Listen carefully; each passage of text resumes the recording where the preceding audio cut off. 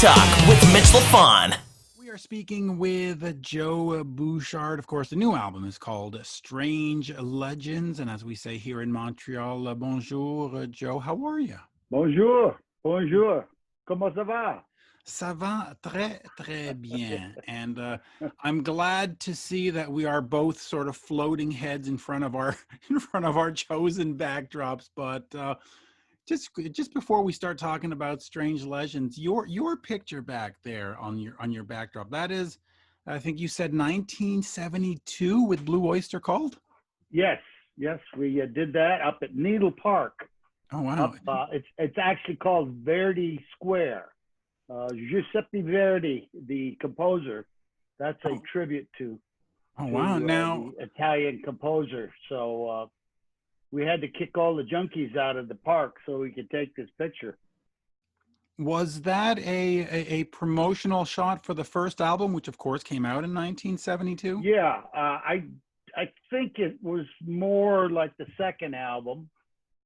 Okay. There's my brother down there holding my leg. He's always pulling my leg. That's great. And Eric Bloom never looked tougher. What can I say? Yeah, what can you say about you don't want Eric? to see him in a dark alley. No way. no siree. Let us talk solo albums here, of course. The new one is out July 31st. Talk to me a little bit about what you're trying to say musically, because, you have a name. You can go out and do Joe Bouchard does the best of Blue Öyster Cult and fans would show up. You can go out with Dennis Dunaway and do Blue Coupe and fans will show up. What does a Joe Bouchard Strange Legends album have to say, and what is sort of the creative perspective on it? This is my sixth solo album. Mm-hmm. So I've been doing this for a few years. So I finally think I've gotten the production thing down. I was very green when I started. Even though, I've talked about this, we got to work with a lot of great producers back in the Blue Öyster Cult days.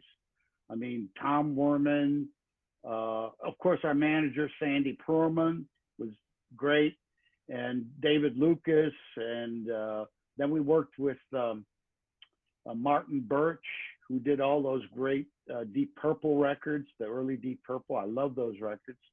So we got to do 2 albums with him, and then we worked with Bruce Fairbairn. And so I thought to myself, well, I can do what they do. It's easy. It's easy. And so in the 80s, after I left Blue Öyster Cult, maybe 87, I started producing bands. And I found out how hard it was. And then I took a detour into other activities. And finally, in the 2000s, my brother Albert was putting out albums with a band called the Brain Surgeons. And they would just put out an album a year. It was not a big deal. I mean, before that, you had to get a record deal, you had to have a studio, all of that. But he started putting them out just like you put out hors d'oeuvres at a party. Just handing them out willy-nilly. Just no big deal. So that inspired me to get going and put out my first solo album. The solo albums usually start by collecting some songs. When they start to feel like finished, something that people would really want to hear over and over, then you get closer to having an album that may work. It all depends. The first couple albums, I was always just finishing hurry, because I had to go out and do a tour or something was coming up. This one was a little nicer because I had a little more time. The tour was put on hold, as most tours are these days, and it really came out great. I just enjoyed it. But it starts really with, I had one song that I thought, wow, this is a great one, which is the first song on the album. It's called The African Queen. It was written about a famous movie from the 1950s with Humphrey Bogart. And I watched. I don't know a lot about old movies, but I watched this movie because I had the time, and I said, "Wow, I could write a song about that. That would be a great theme for a song." So that was like the first one that I knew in the pocket was going to go. And then I started putting other songs with it, and matching them up. I actually cut 17 tracks for this album and decided I'd only put out 11. So there's a few in the can. But I think what I wanted to do was, as a producer, you got to be tough on yourself. And what I wanted to do was just, come up with what I thought was a really good listening experience. No bummers. No bummers. All killer, Great no filler. You got it. Let me ask you about some of the productions, because I'm actually friends with Tom Werman. I've actually stayed at his house over in the Berkshires. Oh, yeah. How is that? I should go up there. I was going to say, dude, but Joe, to be respectful, you definitely need to go. It is absolutely the greatest weekend or week that you're going to have. You walk, first of all, you walk into Tom's house, and it's just lined, with gold and platinum records. Gold records. Right. And of course that just shakes your foundation. You go, right. Okay. Yeah. Well, platinum. Our record didn't pay for that house. Maybe not. As it was, our record didn't pay for that house. I think it was the Motley Crue records that paid for that house. Yeah. The Motley Crue, the Cheap Trick. Cheap Trick. But it's just such a setting. It's the Nugent. I actually did one of these interviews with Ted and Tom on the phone at the same time last year. What a moment that was. But in terms of production and producers, what did you learn from those guys? Because they all do different things, right? I mean, Tom was essentially, the studio guy, and the label said, go work with this band. And sometimes it connects, sometimes there's a disconnect. Martin Birch, of course, did Whitesnake and did all kinds of great stuff. I mean, Iron what Maiden. A guy. Iron Maiden. Yeah. I mean, what a talent. What do you learn from those guys? And were there anywhere there was this disconnect where you just went, man, the label just threw this guy at us, but it ain't working? Well, I really enjoyed working with Tom Werman. I can't say that for the rest of the guys. I don't like to talk tales, but it wasn't quite the chemistry that we were looking for, I think. A lot of people love that record. That being said, people just love the Mirrors album, which he produced for us. I learned a lot. He was pretty disciplined in the studio, as opposed to Martin, was like anything goes. Tom taught me about, producing a really neat and clean record. And that was fine. It was good. And it's funny because when you talk to the Cheap Trick guys or whatever, they all say, well, Tom wasn't the guy we wanted and so on and so forth. And yet you look at their most successful records and it's Tom. Dream Police. And you just go, look, dudes, I hate to break it to you, but he was there to build hits and he made hits. But all right.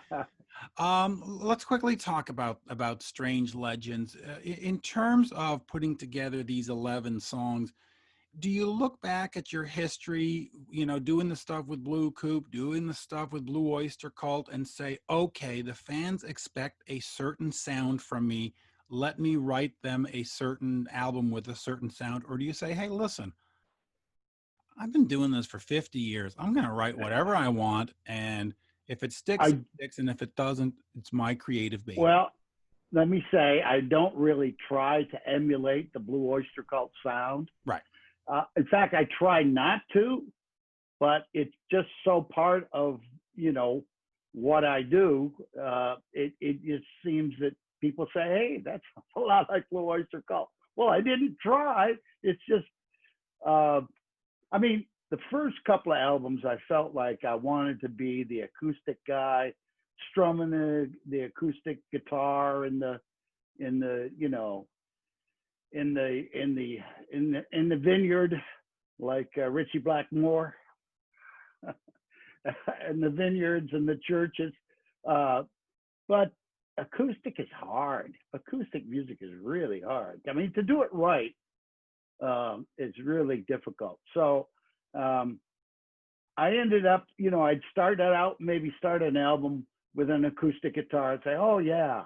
But then after a while, no, it's gotta rock, you know, and it needs that pump and bass. When I'm playing with Blue Coupe, Dennis is such a great bass player. That's his thing. And I've played with other bands where there's really great bass players. So I don't play bass much, except on my solo albums. And the solo album is really where I get a chance to get the old bass out. There's the old bass, that one there, that was on Burning for You. It was a great bass sound back then. It's still a great bass sound. So that one I use for all of this album is that Music Man bass. And so I get a chance to really stretch out, you know, put down the groove the way I thought it should be, you know. And so that's one of the good things about doing my own solo albums is your own. So you get to be the boss. I get to be the bottom guy again. Let me ask but I love guitar too. I know. Let me ask you that because it's true, right? In Blue Coupe, you've got two bassists. So how does that work? Because when Dennis is, and you can't deny what Dennis does, or Tom Peterson or Tom Hamilton, these guys are another class of player. But they are. When you're in Blue Coupe and Dennis is playing, do you hear a note and go, "Oh, he should have done that, son of a gun"? What's he doing? Right? Do you get that? Once in a while. Actually, I played with what's the guy from Double Trouble? Yeah, I can't remember. Yeah, the guy from Stevie. We'll just call him the guy. Player. Yeah, the guy. Right. Tommy. Yeah, from Double Trouble. So he's playing "Burning for You" with me. I'm playing guitar, and he's playing "Burning for You," and I'm saying, "Damn, that's good. I should go back and re-record that." He had some way of playing the bass on "Burning for You" that I thought was great. No, here's what happens: is Dennis. I'm looking up the name real quick for you. Let's see. Lou, Johnny, Freddie, Mike, Jackie, Jack Rice, Tommy Shannon. Tommy Shannon. There you go. See, I'm thinking there was a DJ named Tommy Shannon. I should remember that. Yeah. But Tommy Shannon, I got to play a few gigs with him, and he was playing Reaper on the bass, and he was playing "Burning for You" on the bass. It was a lot of fun. Had a great time with that. We had what's his name? Simon Kirk on drums. Holy crap! Not a bad little band right there. Yeah, you know, it was a lot of fun. So that was good. But so Dennis has no problem playing any of the Alice Cooper stuff. He can remember every album, every bass part, total recall, perfect. And then he says, "But I got to play that Blue Öyster Cult stuff. And you think I'm intimidated? This is the guy that played the bass." We have a good laugh about that because, you know, I let him do his thing on most of the BOC stuff. I show him a few tricks. You know, he taught me a lot of tricks. Our second tour that we did back in '72 was with opening for Alice Cooper. So I'd watch them every night and all the things that Dennis did, like playing the chords on the bass, and, you know, and then he'd do these beautiful, you know, melodic solos, and oh man, definitely a big influence. And then to end up in a band with him, you know, for many years now, because even before Blue Coupe, we played together with Neil Smith. It was fantastic. You know, was that the $1 Billion Babies band? No, it was after $1 Billion Babies. It was called BDS, Bouchard, Dunaway, and Smith. And we put out one studio album. We went to we played in Paris, France. We played in London. Eventually, though, Neil just doesn't like to tour much. Well, he's so a big-time he real dropped estate agent. I mean, he doesn't have Yeah, time well, for this yeah, it's nonsense. big time. Yeah, I know. And then my brother was available, Right. and Albert just loves playing gigs. He'd play anywhere, and he does. I mean, so the Blue Coupe is a better touring situation. We're able to play as much as we can, as much as we and it's a lot of fun. A lot of epic gigs that we did. We did Sweden Rock last summer. It was fantastic show. Best show I've ever played with Dennis. We did an hour show, and Ryan Roxy came and sat in with us. Oh, you gotta love Ryan. Ryan's the greatest. He's just the greatest. So, yeah, I host his podcast. We were supposed to go back to Sweden this year, and of course, it's not happening. It was a cruise on a cruise boat. No way. What does that do for you not being able to go out and play? Do you sit back and just go, well, okay, look, I got a piano and a guitar back there. Let me start working on the next new album. Or do you say, oh, shit, I'm just going to sit here and wait? No, I'm not sitting here at all, I'll tell you. Okay. I actually built a video studio. We have an outbuilding here. And, it started with, maybe we should make some videos. All right. Get some lights, you get a backdrop, you get all the stuff. I bought a new camera. We shoot like 3-4 cameras at a time. So after dinner tonight, I'm going down there to shoot close-ups for a video. And then but that's the easy part. The hard part, as you probably know, is editing stuff later, doing video edits. That's why I have the fancy backdrop. It saves me to edit. No, but talk to me about that being sort of hands-on, because when you're starting off in the 70s with Blue Öyster Cult, the manager says this and the record company says that, and then the producer says this, and then the drummer says that, and everybody's saying something. And now you go, I'm going to do it my way. I'm going to produce it myself. And guess what? I'm even making the freaking videos. First of all, there's an incredible sense of liberty in that, but also there's an incredible sense of responsibility, because now when it screws up, it's not the drummer's fault. It's not the producer's fault. It's Joe's fault. Right.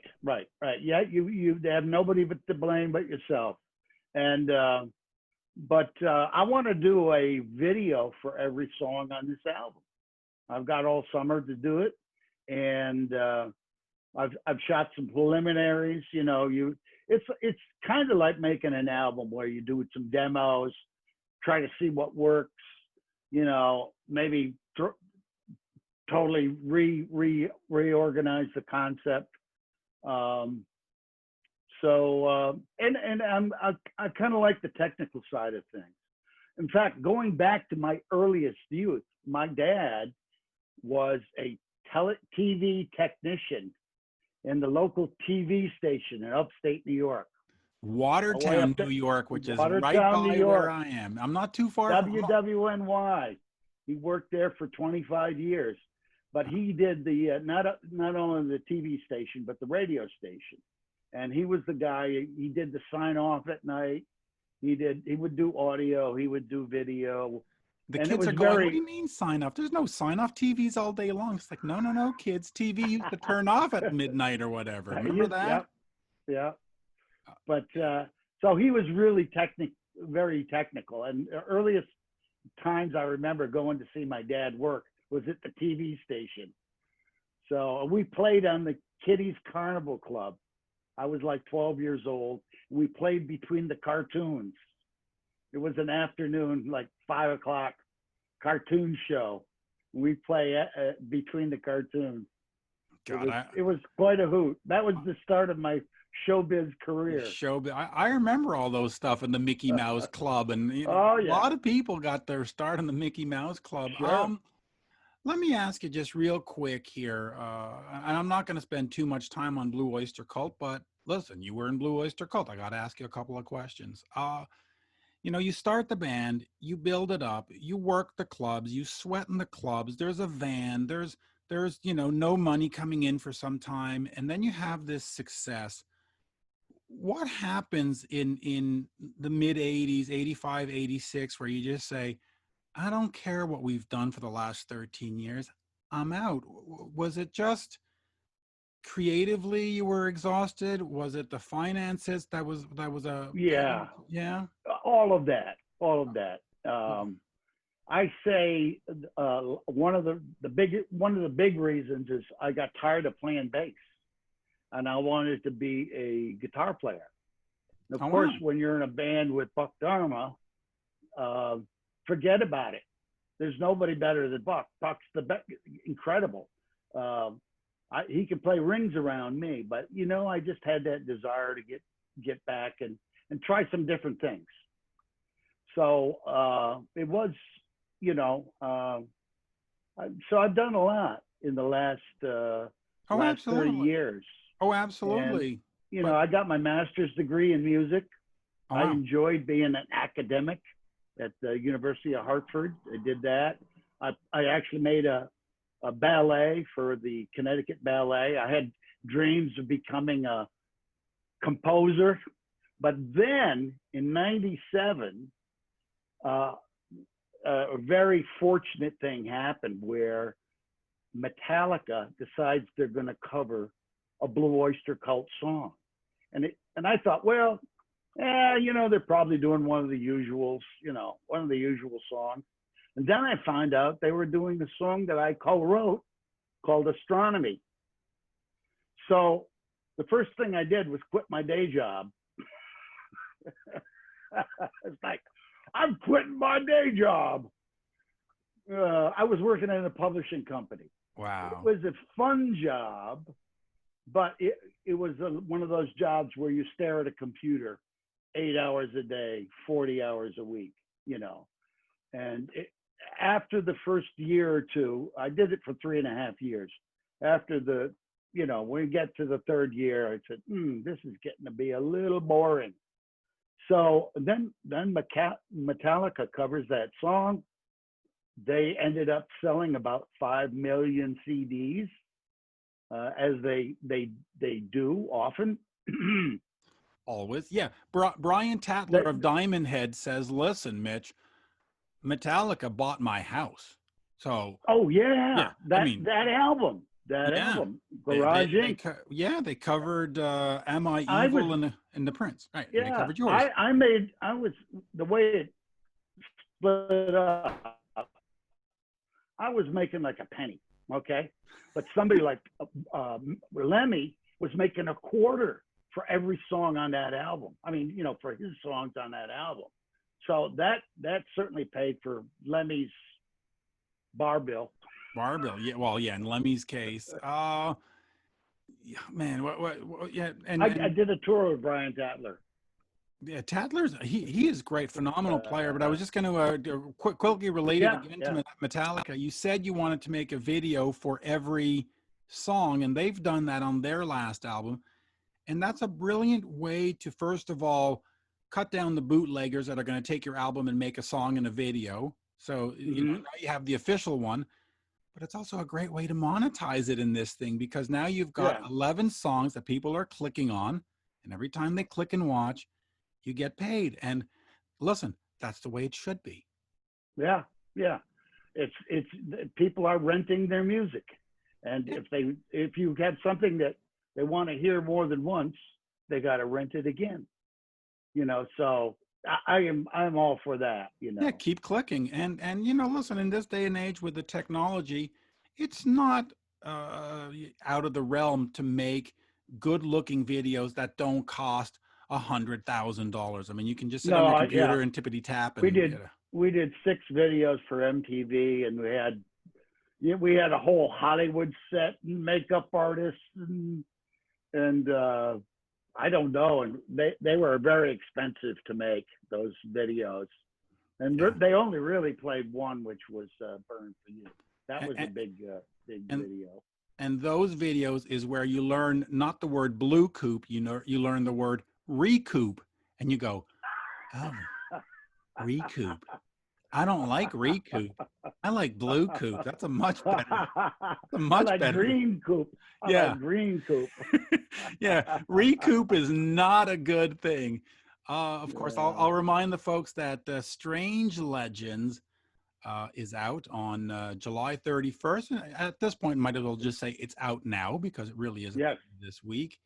And of course, Very, Blue very Oyster. soon. Yeah, yeah.